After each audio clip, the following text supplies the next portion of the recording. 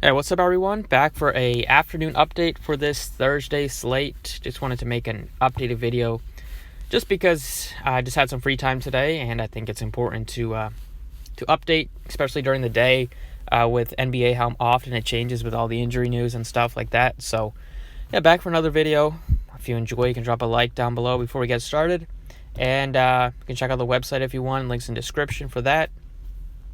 So starting off here at point guard, it's still the same kind of guys I liked early on in the day. It's Trae Young, I like quite a bit, 99.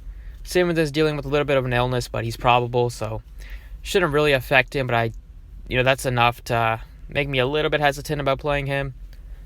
And we also found out that Jason Tatum is going to play, so that kind of doesn't make me that interested in playing any of the Celtics. They're all expensive, especially Gordon Hayward and Jaylen Brown. They're both above 7,000. Tatum's expensive as well, so he's not cheap. I think I'll just pass. Whenever they're all healthy, I don't normally like to get to them. I think Donovan Mitchell looks good as a low-owned play at 7,200. He's a pretty streaky player. He's been on a hot streak as of late, just in terms of scoring. And it's not a great matchup, but they're still missing some players, so it's a better matchup than it would have been.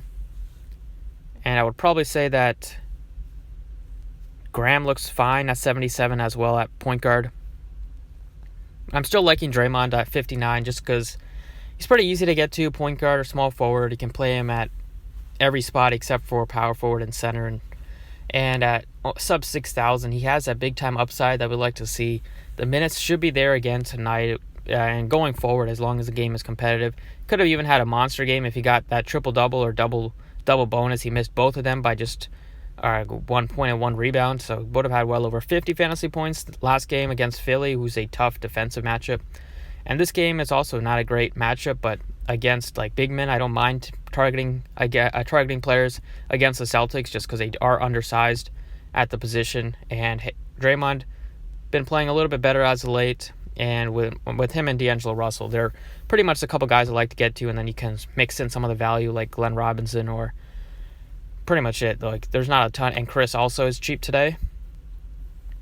Over at shooting guard, it's still Bradley Beal looks great at 9,400. Just with the minutes that he should play tonight, he's played 38 the last 2 games. This game should stay pretty close. The only concern is that Charlotte plays pretty slow, but it's in Washington, so they're going to be able to dictate the pace a little bit more. Russell looks good too. I kind of like him on FanDuel a little bit more. 8,000 is still a good price point for him, but just being $1,400 cheaper, I think Bradley Beal is a little bit. It makes sense to get up to Bradley Beal if you're deciding between those two. And then I talked about Donovan Mitchell a little bit, but at this position, there's still some value here if you want to go cheap. I don't know. Kevin Porter looks okay, but if he's popular, I won't be interested there. At this position, there's not a ton of value. There's some at small forward and power forward. So it makes sense to get to pay up, and I like Bradley Beal as my pay up. A small forward, I'm not really interested in Kawhi now that Paul George is going to play. And like I said, I'm not interested in these Celtics players now that Tatum's back. The two $6,000 players I like are Will Barton and Bogdanovic. And then I would go cheap at this position. Quite a bit of value, starting with the other Bogdanovic at 48, Glenn Robinson at 48, and then the Hawks are still missing. All their same players are out. So there's going to be a lot of minutes to go around for DeAndre Hunter and Cam Reddish. Both look fine as value plays. I kind of like Cam Reddish at 45 just because he's probably going to start again tonight, and the minutes should be over 30.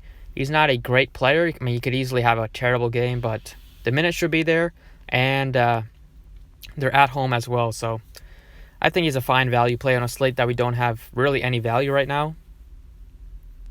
Over at power forward, it's Grant I still like at 64. And then I like Thomas Bryant at 52. And I like P.J. Washington at 54 as well. And then Marquise Chris, assuming he starts at 45, is still a pretty good option. He played 31 minutes against Philly. You would expect him to play more against Embiid. But in this matchup too, you could play against Tice. It's fine. If he gets 20-plus minutes, 20 to 25 minutes, you'd be okay. If he starts, and you could expect him to play 25 to 28. It's a little bit better there. And he's been a good point per minute guy on the year. Probably going to be pretty popular tonight. But once again, we don't have a lot of value on the slate, so might as well take advantage of it at that power forward position. Over at center, I like Embiid a lot now with Al Horford out. The only concern you could have was the minutes could be down, but everything else screams off the page. No Al Horford. They don't really have a backup center. They haven't been willing to give Kyle LeQuinn a lot of minutes, but he might get some run, or they could just go small. But played 26 minutes in his first game back. He didn't check back in the fourth like he usually does the last couple minutes of the fourth. He checks back in, gets 2 rotations there. But the game was kind of decided there, and that was also his first game back. But should play a little bit more tonight. I expect him to play like 29 to 30 plus without Al Horford. Could get up to like 32 to 33 if this game is competitive. But even then, in a point per minute monster on the year, can't really ask for a better matchup against Atlanta. They're awful against centers, and they're missing a lot of players. A lot of their bigs, so he should be able to crush Damian Jones and John Collins. So 93 for Embiid. He's underpriced. The matchup is great. And that I like Siakam is cheap. 84 compared to where he's been all year. He's pretty appealing. Same thing with Gobert at 81 is his price tag is nice. And then I would go to some of the same players I liked at power forward. Thomas Bryant looks good, and then you would Thomas Bryant, and that's kind of it. But Embiid is probably going to be the guy I also try to get to on the slate. And then at forward is where I'll probably play Thomas Bryant, just because super easy to get to. He has I'm not expecting him to play like 32 minutes again. He basically played the entire second half last game. But he should probably play like 25-ish to at least like 25 minutes, he could assume. Just because he should get more minutes going forward. And in this kind of matchup against Charlotte, and the fact that he's going to be pretty popular, I don't think he's a great fade in cash, at least on DraftKings. On FanDuel is a little bit different because Embiid plays the same position. But I think he's going to be able to make value, and he's a good permanent guy on the year. And then over on FanDuel, touch on it. It's pretty similar. I like Trae Young a lot. We'll definitely get to him over Ben Simmons at 95. And then you kind of got this trio of guys in the 7K range. I like Lowry and then Fox, and then Walker in that order. But I still like Terry Rozier, sub 7K against Washington. They get a huge pace bump going. It's probably the biggest pace bump you could get. I know the Washington Wizards play at one of the fastest paces, and the Hornets play super slow. So it's a big-time pace-up spot. The minutes are there for him, 34 to 37. And this game should stay pretty close as neither team is very good. Over at shooting guard, I like Bradley Beal at 9,000. I think he's still perfectly fine. But this position also has quite a bit of options to go to, like D'Angelo Russell, Donovan Mitchell, even Van Fleet. Like these 4 guys right below Bradley Beal all look like fine plays. And then you got some value with like Herter if you want to go there at 49, or Bogdanovich at just 4,300.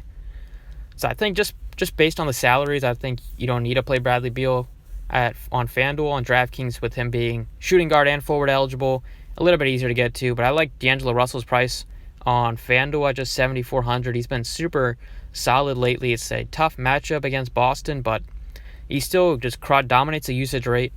And the minutes are there for him as well, 35 to 36 in close games. He has a similar ceiling to Bradley Beal. He's not going to get it very often. Not going to get it the same amount of times as Beal does, but at this price point, you'll be happy with another 45 to 47 to 50 point burger. And he's probably not going to get a lot of ownership either. Small forward here, I think Siakam is still fine to pay up for. Jaylen Brown and Gordon Hayward, they're both appealing just because they're priced pretty fairly on FanDuel compared to DraftKings. But FanDuel has priced everybody down. But since they're all healthy, I don't think you need to get to any of them. Like, neither one of them are lock plays. I kind of like some of the cheap options at small forward here. Like, talked about Bogdanovich. I still like him at 55.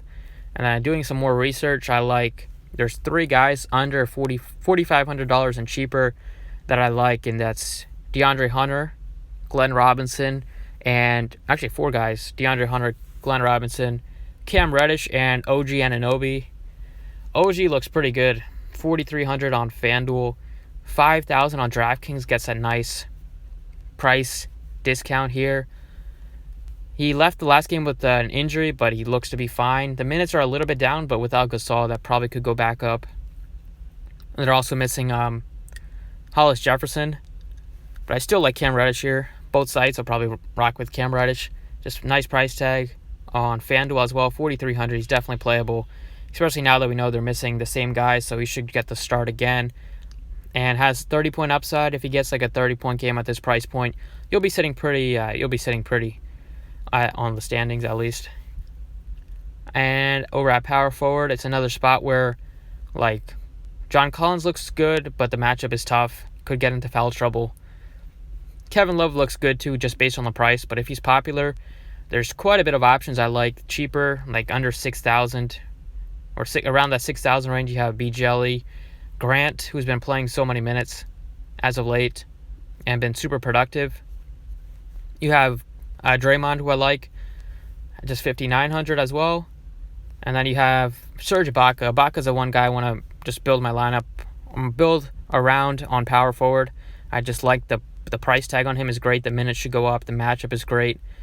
And then you could also take a shot on like Tice or Washington if you want. But I think it's a spot where I'll probably pay down at this position.